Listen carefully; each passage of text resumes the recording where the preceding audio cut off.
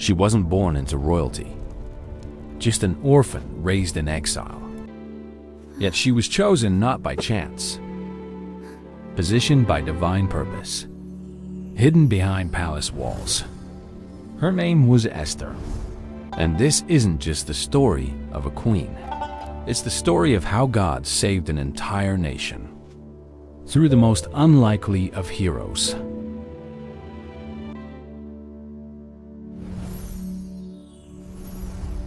In the days of King Xerxes, the Persian Empire stretched across 127 provinces. From his throne in Susa, he reigned with absolute authority. To display his greatness, Xerxes held a lavish feast. For 180 days, gold goblets overflowed with royal wine. To the victors go the spoils. Nobles, princes, and military leaders gathered from across the empire. But on the seventh day, when the king was merry with wine, he ordered Queen Vashti to appear before his guests, wearing her royal crown so they could admire her beauty. Vashti refused. She would not parade herself before a drunken crowd.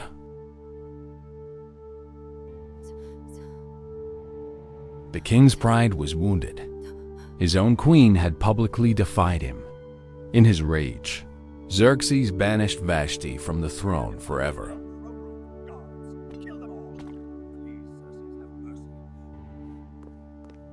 Little did anyone know, God's unseen hand had just begun to move. Beautiful, young women would be gathered from every province.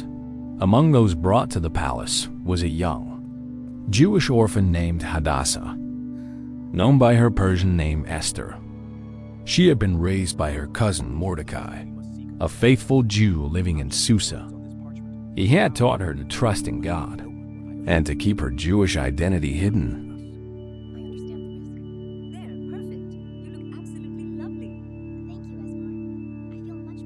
When Esther entered the palace, she found favor in everyone's eyes, not through demands or displays of pride, but through humility and quiet grace. For 12 months, Esther prepared for her one appearance before the king. And when she finally stood before, he was captivated. The king loved Esther more than all the other women.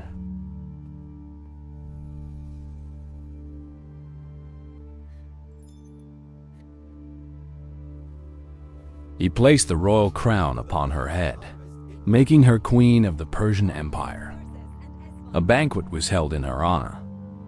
Gifts were sent across the land, but no one knew she was a Jew. God had placed his servant in the palace. While Esther lived in the palace, Mordecai spent his days at the king's gate. One day he overheard something chilling. Two of the king's guards were plotting to assassinate Xerxes. Mordecai sent word to Esther. The conspirators were executed, his loyalty recorded in the royal chronicles, but no reward was given. After some time, King Xerxes promoted a man named Haman to the highest rank. All were ordered to bow before him, but Mordecai refused. Day after day, he stood tall while others knelt. When Haman learned that Mordecai was a Jew, his hatred grew monstrous. Haman didn't just want to punish one man. He wanted to destroy all Jews. With cunning words, Haman approached the king. The king gave Haman his signet ring. The decree was sealed. On the 13th day of the 12th month, every Jew was to be killed. When Mordecai learned of the decree, he tore his clothes and wept bitterly. Across the empire, Jews fasted and mourned, as their destruction seemed certain. When Esther heard of Mordecai's mourning, she sent a messenger to discover why. Mordecai urged her to approach the king and plead for her people. But Esther was afraid. Anyone who approached the king unsummoned faced death. Perhaps she had been made queen for such a time as this. She asked Mordecai to gather all Jews in Susa. to fast for 3 days.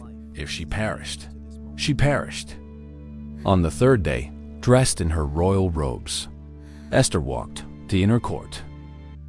Every step could be her last. The king sat upon his throne. When he saw Esther, he extended the golden scepter. She invited the king and Haman to a banquet.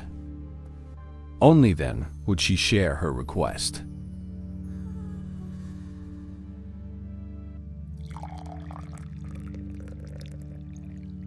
That very night, King Xerxes could not sleep. One entry caught his attention. Mordecai's name, he had saved the king's life, yet never been rewarded. Haman came to ask permission to hang Mordecai. The king commanded him to honor Mordecai instead. At the second banquet, Esther finally spoke. She pleaded for her life and her people. Esther pointed to Haman. The adversary and enemy is this wicked man. Haman was hanged on the gallows. He had prepared for another. A new decree gave Jews the right to defend themselves. On the appointed day, they stood united and defeated their enemies. What was meant for destruction, God used for salvation. Mourning turned to joy.